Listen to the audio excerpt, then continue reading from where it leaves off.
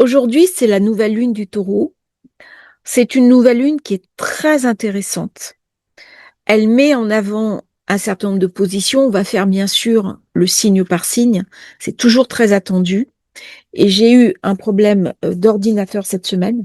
Donc j'ai pris du retard. Euh, et en plus, je travaille sur l'ombre. Donc la formation du mois se fait autour de l'ombre. Il n'y a pas de hasard. C'est la dynamique. Taureau. Le taureau qui est un taureau noir, qui est le minotaure qu'on va enfermer dans un labyrinthe, notre ombre, hein, quand elle est sous contrôle, ça devient de la puissance, et l'ombre que je regarde en face, cette ombre du scorpion, avec la pleine lune que nous avons eue du scorpion. Donc c'est une période idéale pour travailler sur l'ombre, mais plus que travailler, essayer peu à peu de l'éclairer, parce qu'on ne peut pas l'illuminer, sinon on va se faire dévorer par elle, et peu à peu chercher à déblayer et nettoyer les scories de ce qui nous fait souffrir. Alors les personnes qui ont déjà rejoint la formation, je les en remercie, mais vous aurez une autre carte avec les deux astéroïdes dont je parle qui sont particulièrement importants, qui sont en conjonction dans cette carte, qui interagissent avec cette carte.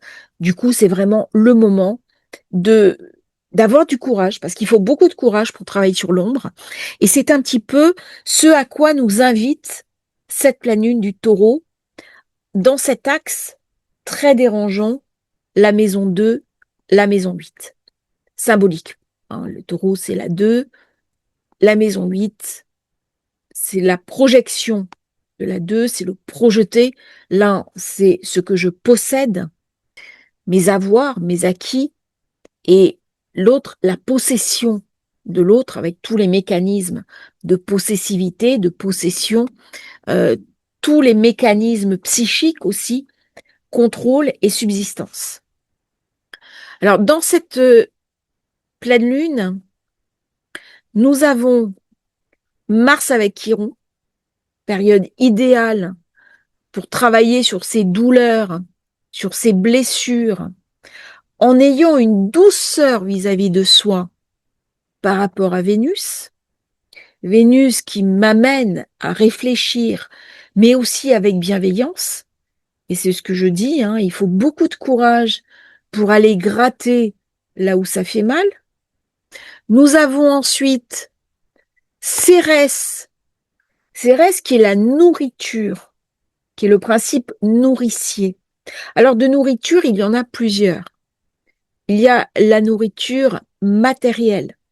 Et c'est vrai que la question de l'alimentaire, la question de l'approvisionnement, la question de la sécurité alimentaire va être posée durant cette nouvelle lune du Taureau.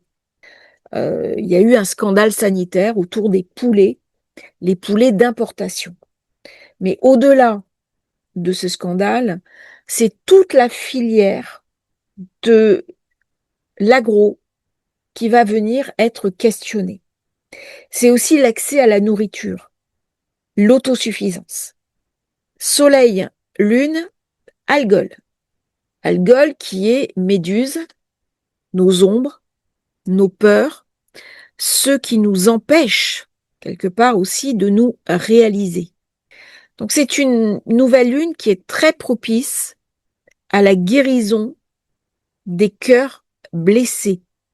Si j'ai eu des relations interpersonnelles liées à une ombre, que ce soit de la violence, que ce soit des addictions, que ce soit des abus, eh bien c'est le moment parfait pour guérir et donner un autre sens à la situation délétère que j'aurais vécue. Et vous comprenez, par l'analyse que je fais de cette carte, l'intérêt et la mise en relation. Et ça, c'est vraiment quelque chose que j'aime faire quand je sors une formation. Elle est toujours en lien avec la temporalité. Il y a un temps pour tout. Un temps pour travailler, pour réussir. Un temps pour guérir et pour s'intérioriser. Et c'est un peu trop caricatural que de dire on guérit Pendant les rétros, on avance quand les planètes sont directes. Au final, j'ai Pluton qui est rétro. Il est très important parce qu'il interagit positivement avec cette nouvelle lune du Taureau et donc il est très puissant parce que sa puissance passe par Uranus. Il y a quelque chose de profondément transformateur qui peut se mettre en place. Alors bien sûr, qu'est-ce qui fait le Minotaure? Il me dévore. Si je ne vais pas chercher les parties d'ombre de moi-même, les parties d'ombre que je partage avec le groupe collectif, à un moment donné, ça va se retourner contre moi. La conjonction Soleil-Lune symbolise un renouveau cyclique. C'est une nouvelle phase de 28 jours. C'est l'occasion de tourner la page, de prendre un nouveau départ, de recommencer à zéro. Alors là, on peut remettre en question ses vieilles habitudes, ses comportements, ses croyances erronées, en cherchant des moyens innovants et créatifs, Mercure, Uranus, pour innover, pour nous épanouir et aussi pour prospérer, ce qui est tout à fait possible avec Vénus. Alors la prospérité dans les périodes de crise, c'est tout à fait possible. Chaque crise est une opportunité fantastique de grandir à une condition absolue que j'ai suffisamment éclairé les anxiétés de mon thème, les zones résiduelles, pour voir au-delà. L'ascendant Sagittaire me donne également une indication supplémentaire, parce que le grand bénéfique se trouve dans la zone 8, qui est la zone de la transformation de moi-même, bien aspectée avec l'amas de la nouvelle lune. Ça veut dire que si je rentre en toute conscience dans une démarche d'autonomie, dans une démarche de reconstruction, eh bien les outils que je vais trouver dans ma propre démarche vont m'amener une puissance dont je vais avoir besoin durant cette période éprouvante. Si au contraire, je tourne la tête, je rentre dans le déni en me disant mais ne vous inquiétez pas, tout va bien se passer. Ça va pas se passer comme ça. On voit très bien ce qui se passe au niveau de l'inflation, au niveau de comment nous sommes bloqués, les menaces qui arrivent. Eh bien, à ce moment-là, le taureau, qui est un signe de précision, de puissance, peut devenir un animal qui va me charger. Il y a un double aspect dans ce signe. Il y a un côté doux, il y a un côté Vénus, il y a un côté euh, les jolies fleurs, le bon vin, la bonne table, l'esthétique, la beauté. Mais il y a chez le taureau un signe lunaire. Le lunaire, ce sont les grandes déesses mères, les grandes déesses terres, qui avaient une approche qui pouvait être terrifiante pour notre psyché. Ça veut dire qu'on va être confronté à des peurs ancestrales et soit on tourne la tête, soit on risque de se faire dévorer par elles. Donc au plus je vais amener de la conscience, de l'équilibre, de la perspective, au plus je vais pouvoir redéfinir mes priorités et me fixer des objectifs ambitieux. Elle se fait en conjonction à Mercure. Je peux réfléchir, je peux analyser, rapidité de réflexion, adaptation, curiosité. Il va y avoir beaucoup d'interactions durant cette période. C'est propice au partage d'idées, à des projets, prise de décision, transactions commerciales, négociations et rencontres. Avec Uranus, qu'est-ce qui se passe? Uranus est dans l'autre signe. Eh bien, mes anciens projets sont devenus obsolètes. Il y a une nécessaire réactualisation. Et dès que je suis dans la réactualisation, il y a quelque chose de douloureux en moi. Le taureau n'est pas un signe qui aime le changement. Du coup, ça va réveiller en chacun de nous une forme de blocage des mécanismes de résistance au changement et un risque de déni. Non, ça ne peut pas arriver. Et donc, on se durcit, on se rigidifie, parce que les craintes, les fantômes dans le placard sont trop forts. Dans l'axe taureau-scorpion, nous sommes clairement dans les fantômes du transgénérationnel et les fantômes du placard. Il y a une blessure du passé. Dès que j'ai de la lune, j'ai du passé. Comment je vais pouvoir y faire face? Comment je vais apaiser ces blessures du passé? Alors, bien entendu, Vénus aide énormément. Elle fait un petit sextile à Mercure, tout petit, semi-sextile. Elle renforce l'harmonie dans les relations, elle favorise la coopération, la diplomatie, elle nous aide à résoudre des conflits, à lever des obstacles. Elle va donner du bon sens.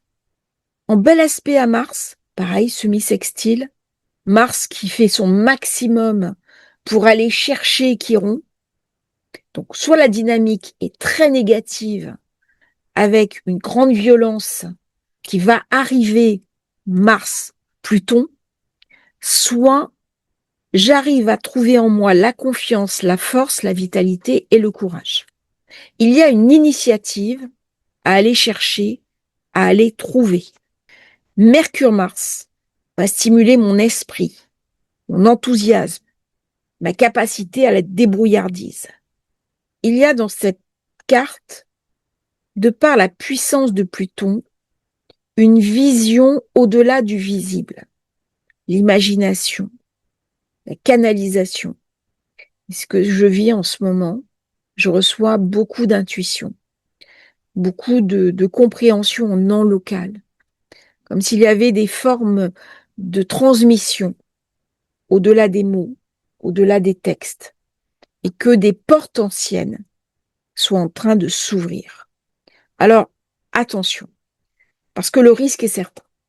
Il y a toujours un prix à payer dans ce genre de choses, c'est de perdre pied avec la réalité. Le taureau m'invite au pragmatisme. Qu'est-ce qui est essentiel pour moi?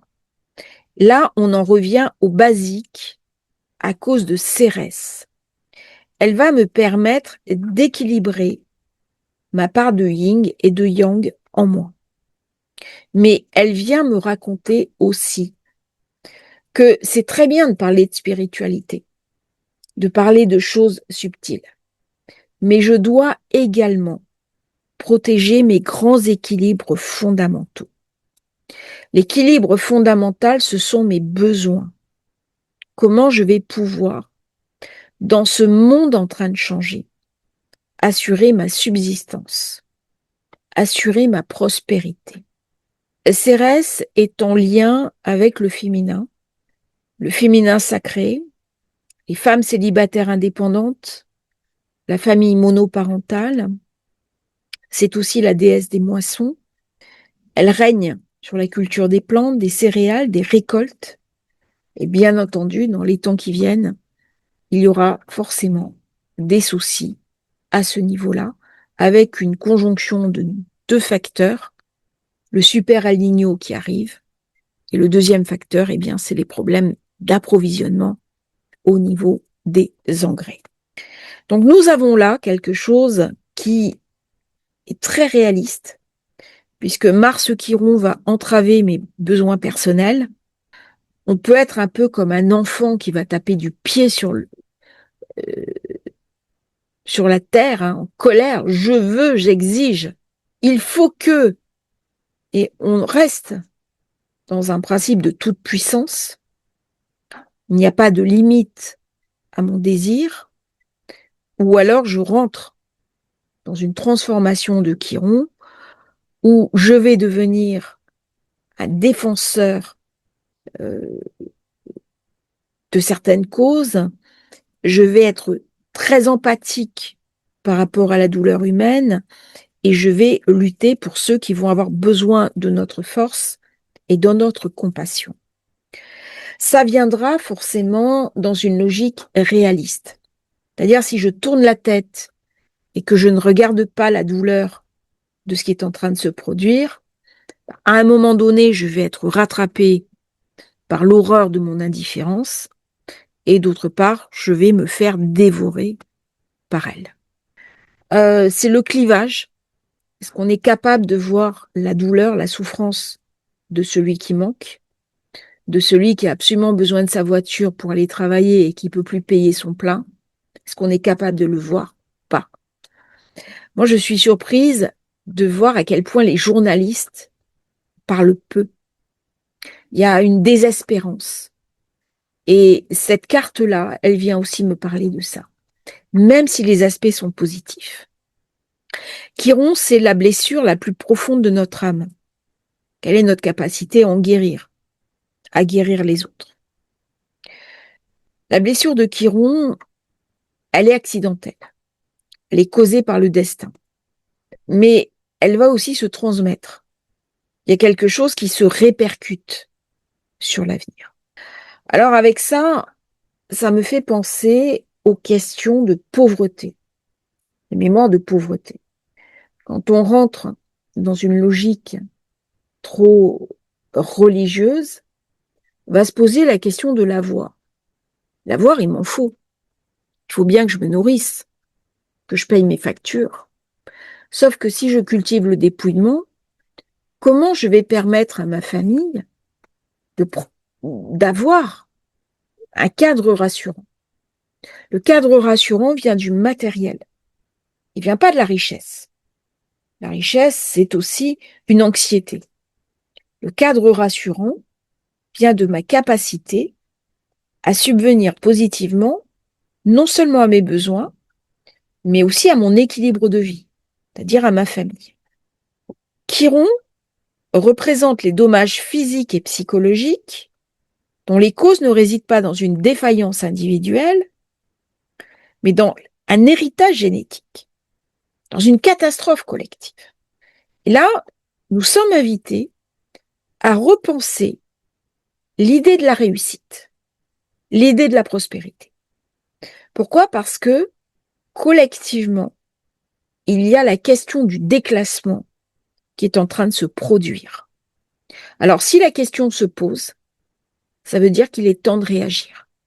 Et où on reste dans le déni, et à ce moment-là, on ira dans le mur, ou est-ce qu'on arrive à réagir et à trouver un autre chemin? Alors, ce n'est pas non plus parce que le collectif est dans le déni et refuse de réagir que nous, à titre individuel, on ne peut pas faire autrement. Quelle est la force? C'est Algol. Algol va me parler de violence, de brutalité, de vandalisme, de propagande. Elle confère des forces extrêmes, quelque chose de très tenace, de très absolu dans Algol. Et elle va donner la puissance de faire autrement.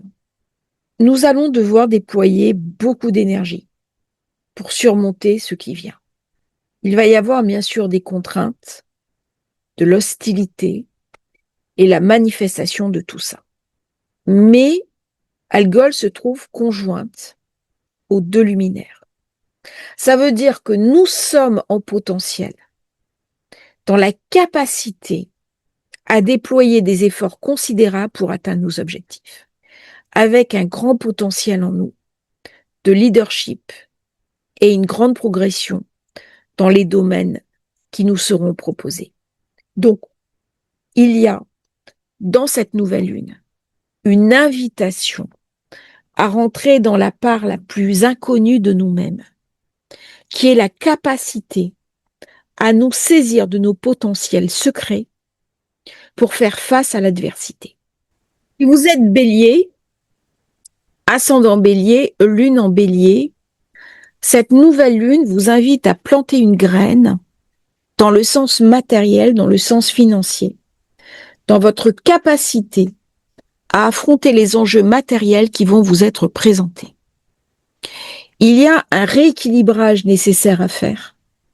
Regardez des vieilles mémoires intérieures de limites, de décapitation de vos projets, quand on s'est auto-saboté, quand on a refusé de se donner du bon. Et comment on peut maintenant transformer nos limites pour en faire des forces? C'est en allant chercher à dépasser les vieilles mémoires acquises, les injonctions parentales erronées qui ont collé comme de la colle sur notre identité, qu'on va passer la période favorablement. Qu'est-ce qui va vous aider? C'est votre capacité incroyable à travailler sur vous-même, mais attention, ce travail devra être fait avec détermination, mais également beaucoup de bienveillance. Si vous êtes taureau, ascendant taureau, lune en taureau, bien entendu, vous êtes considérablement concerné par cette nouvelle lune, a fortiori si votre soleil ascendant lune se trouve à 25, alors 24, 25, 26 degrés du taureau.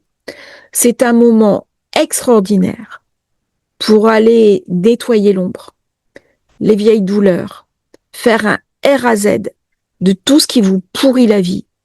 On jette les vieux débris, on jette les vieilles histoires à la poubelle, on fait un immense feu de joie, on passe à autre chose. Le risque pour les taureaux, c'est de se laisser couler dans une forme de conformité sociale, en refusant le changement. Je m'explique. C'est le risque de la prédétermination. C'est le risque de se défaire de certains programmes pour embrasser des nouvelles injonctions qui prennent tout à fait la place des précédentes sans apporter un changement.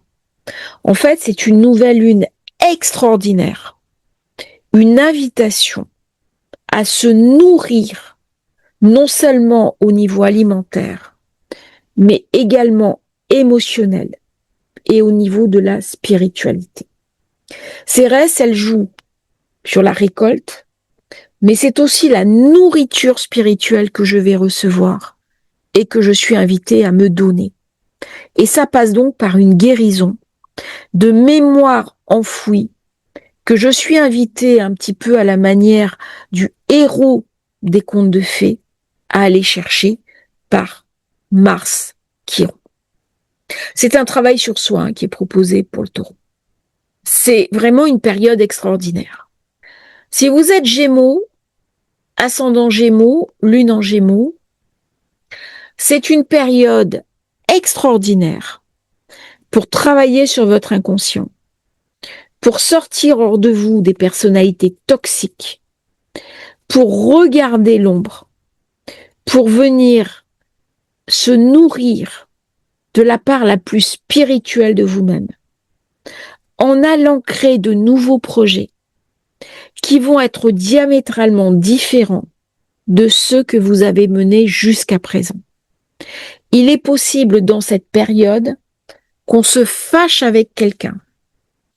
Et de ce différent, vous aurez une information sur le recadrage de vos projets. Vénus va considérablement dans votre processus de changement. Elle va aider. Je pensais trop vite, j'ai parlé pas assez vite. Excusez-moi. Vénus chez vous, c'est un pôle de bienveillance. Au niveau inconscient, là, il y a plein de choses qui se passent. Ça peut être aussi une période où on a une opération, on décide d'une opération, on décide de partir, on renoue avec des racines anciennes, on fait des recherches en transgénérationnel. Il faudra toutefois se méfier dans cette période à ses ennemis, aux gens qui parlent dans notre dos et aux personnes qui peuvent être malveillantes. Par contre, si on utilise la somme de cette puissance, puisque ça se passe entre la zone 1, la capacité à être différent et à changer. Et la zone 12, eh bien, l'énergie de cette nouvelle lune va être extraordinaire. Pour les cancers, ascendant cancer, lune en cancer, pardon, je vais trop vite, cancer, ascendant cancer, lune en cancer, l'amas se déroule en zone 11, les projets. C'est le moment de faire face à ses ambitions professionnelles. On quitte le volet un petit peu trop psychologique des deux signes précédents. Là, on est invité à se saisir de ses ambitions professionnelles, mettre en place combativité et mettre l'accent sur tous ces nouveaux projets. Il y a un recalibrage de nos désirs, de nos souhaits à mettre en place. Il y a une réactualisation à organiser. Pendant encore quelques mois, Jupiter est dans votre signe. Utilisez-le, non pas dans un but de briller ou de renforcement de l'ego, mais au contraire, pour s'appuyer sur le socle de puissance qu'il va donner, pour mettre en place de nouveaux projets plus en adéquation avec ce que vous êtes réellement. Soyez vous-même. Ça veut dire regarder en face ses ambitions, regarder en face là où on veut aller et se faire confiance, même si la période est difficile. Le risque pour le cancer, c'est de développer une anxiété entre Algol et Cérès. N'ayez pas la crainte d'un manque. Vous allez trouver en vous des réponses adéquates pour franchir avec courage et détermination cette période. Si vous êtes Lion, ascendant Lion, lune en Lion, cette magnifique nouvelle lune vous invite à lancer de nouveaux projets au niveau professionnel. Peut-être que vous allez pouvoir trouver des idées de l'étranger.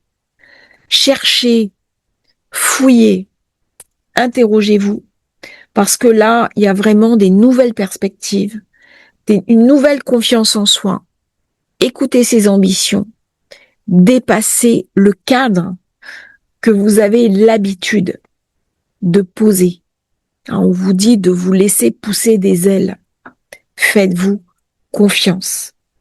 Vénus, en zone 11, vous aide, elle vous soutient, elle ramène du charisme, elle vous ramène de la détermination et aussi beaucoup d'affect vis-à-vis de vous-même. Jupiter apparaît comme votre protecteur. Très bonne période pour les lions, les ascendants lions, les lunes en lion, parce que c'est le moment de faire preuve de courage et vous allez avoir beaucoup de détermination. Votre lumière va pouvoir briller. Si vous êtes vierge, ascendant vierge, lune en vierge, la nouvelle lune du taureau est très en affinité avec votre signe. C'est dans votre capacité à vous remettre en question, à penser différemment, à vous adapter, à reprendre des études, à enseigner, à transmettre, à comprendre, à spiritualiser votre vie, que vous allez réussir le challenge professionnel d'Uranus en 10. Mercure arrive. Il y a une réactualisation, un nouveau download à faire au niveau professionnel.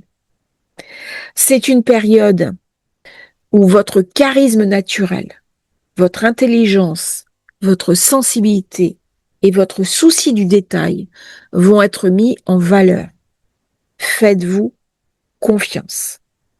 Vous allez vous sentir, avec cette nouvelle lune, porteur de nouveaux projets, de nouvelles initiatives. Mais ça passe par une guérison des vieilles douleurs qui vous habitent. Faites-vous confiance.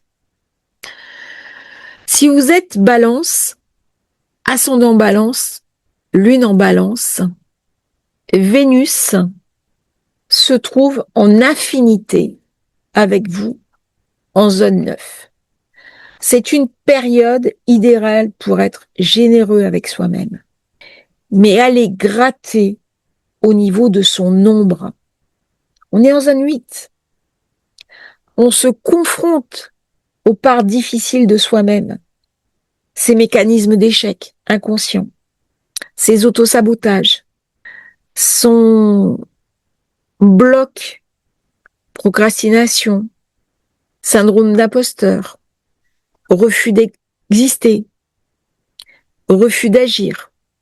Eh bien là, c'est le moment, au contraire, de transformer les vieilles douleurs. Et vous allez réagir très rapidement, parce qu'il y a une nouvelle graine à planter. Et tout ce qui pourrait être douloureux va s'activer avec une certaine douceur par Vénus, aidée de Mars. Le taureau est en affinité avec vous. Il vient vous raconter que certaines douleurs doivent être jetées. C'est le moment de faire un R à Z. On doit faire du tri entre ce qu'on garde et ce qu'on jette. Dans cette période, il peut y avoir une grosse rentrée d'argent. Il peut y avoir un héritage, une vente d'un bien. Il peut y avoir un vieux dossier qui nous empêche d'avancer, qui se débloque brusquement. C'est une période aussi pour spéculer, pour apprendre à spéculer. C'est une période très intéressante pour en finir avec des relations toxiques ou des comportements toxiques. Par contre, attention, dès qu'on parle de boucler une page, de fermer un dossier, il peut y avoir quelque part des deuils symboliques qui s'invitent dans notre vie. Il faut donc être vigilant dans cette période, se donner du bon, parce que vous allez avoir des rêves assez perturbants, des impressions. Si vous êtes sur un chemin ésotérique, vous allez avoir beaucoup d'intuitions qui vont vous rappeler un petit peu l'importance de vous connecter à votre psyché. Si vous êtes Scorpion, ascendant Scorpion, lune en Scorpion, c'est le moment de guérir. C'est le moment d'aller gratter l'ombre. Mars, Chiron est en zone 6. Saturne, Neptune, zone 6. Qu'est-ce qui doit encore être guéri? Cette nouvelle lune active votre zone 7. La question de l'autre. La question du compagnon ou de la compagne. La question du miroir, qu'est-ce que je refuse de voir et que l'autre me montre? C'est tout ce qu'on rejette de soi et qui va revenir un petit peu sous couvert d'un retour du refoulé. C'est toutes les épreuves de ma vie. Est-ce que je m'en suis débarrassée? Est-ce que c'est devenu un terreau pour faire pousser de nouvelles plantes, de nouvelles graines? Ou est-ce qu'au contraire, ça reste des résidus de souffrance, de la gadoue qui m'empêche d'avancer? Eh bien, la question va être posée pour le Scorpion. Et je pense que c'est un des signes avec le Taureau qui a le plus de charge émotionnelle par rapport à cette nouvelle lune. Uranus et puis Mercure en Gémeaux me parle bien entendu de financier, de dépenses financières, de gestion de mes actifs, mais aussi de spéculation. Comment gérer mes avoirs, comment accepter la part qui a besoin de matériel dans ma vie. Il peut y avoir des rentrées d'argent, des donations. Il peut y avoir aussi un héritage durant cette période. C'est une période où les questions de transmission, transmission directe, transmission indirecte, d'intuition également, vont être très importantes. Alors vous avez la maison, le foyer, la maison familiale qui trouve un bel équilibre, qui vient nourrir cette nouvelle lune. Regardez un petit peu les maisons, donc les questions, les maisons de votre enfance, les maisons de vos parents, les maisons de famille, et qu'est-ce qui vient être raconté là, parce qu'il y a quelque chose dont on doit se délester pour faire place au renouveau. Alors, il peut y avoir, dans cette période, une amélioration de la relation de couple. On se rapproche, on parle, on communique, ou au contraire, une distance qui est mise, et ça peut aller jusqu'à une forme de séparation. Donc, dans le couple, c'est on-off, pour le Scorpion. Si vous êtes Sagittaire, ascendant Sagittaire, lune en Sagittaire, pour le Sagittaire, cette nouvelle lune se passe en zone 6. Question du travail, la charge du travail. Qu'est-ce qu'on doit planter comme nouvelle graine dans son travail? On parle de solidité, on parle d'ancrage.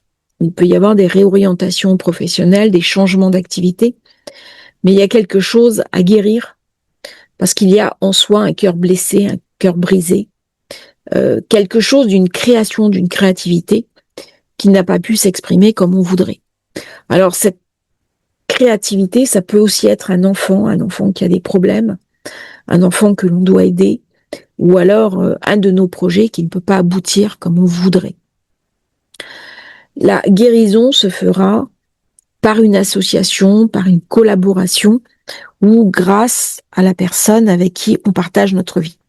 Ça peut être une très bonne période pour rencontrer quelqu'un, tomber amoureux, mettre en place une nouvelle dynamique affective. Par contre, attention, c'est une période où on peut être plus fragile physiquement, plus fatigué. On peut avoir des problèmes de voix, des problèmes de tout, tout ce qui est gorge est un peu fragile. Hein.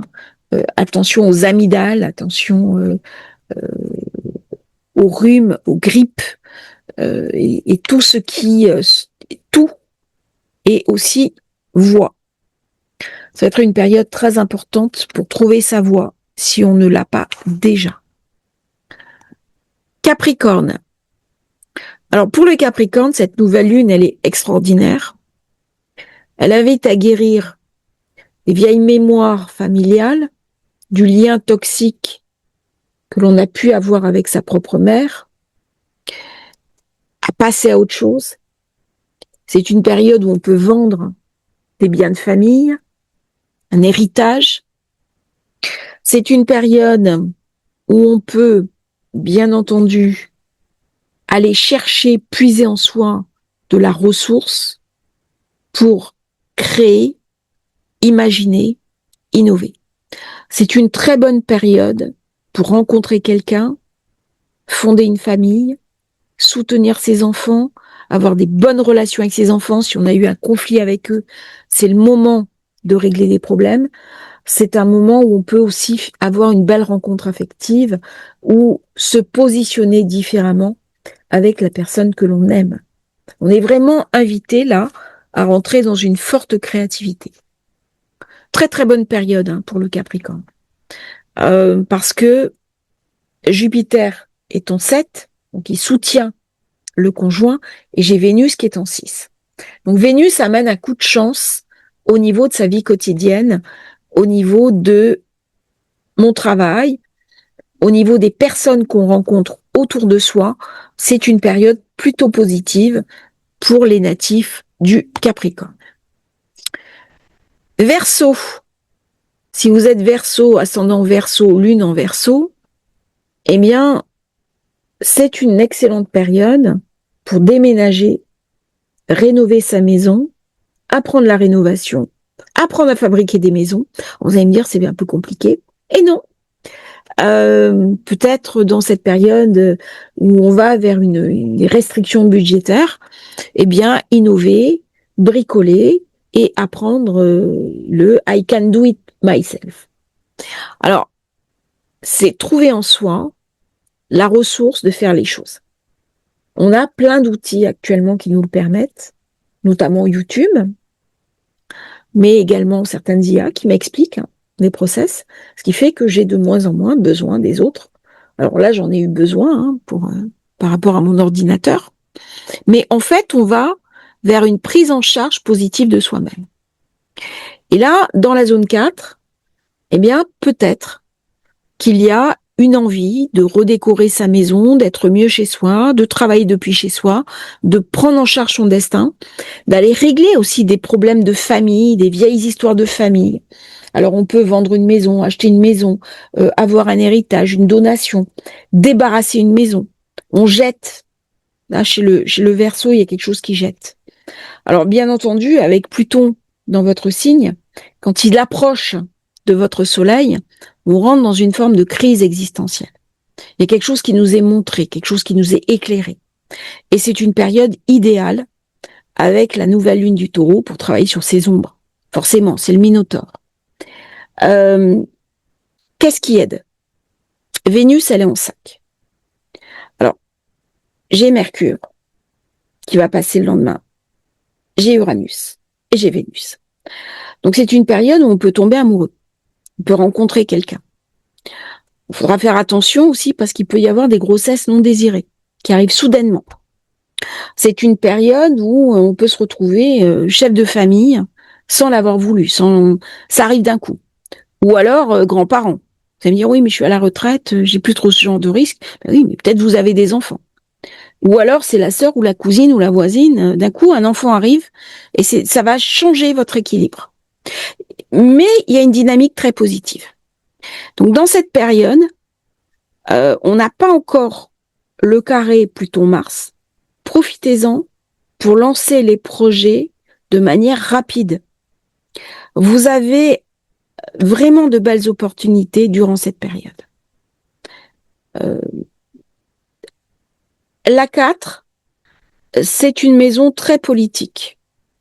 Donc, on peut décider de rejoindre un parti politique, s'investir dans la politique, soit même chercher à devenir un élu. La 4, c'est aussi je travaille depuis chez moi.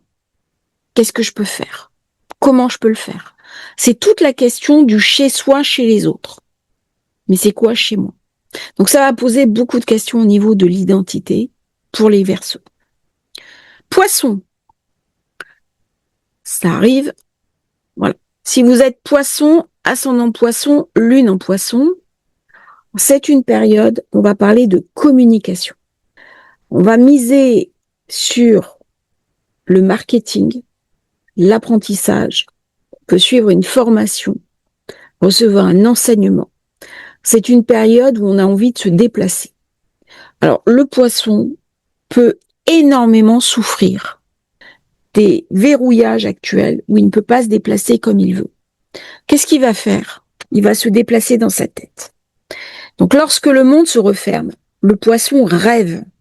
Donc, c'est une période où on va énormément rêver. Les déplacements vont se faire dans l'illumination.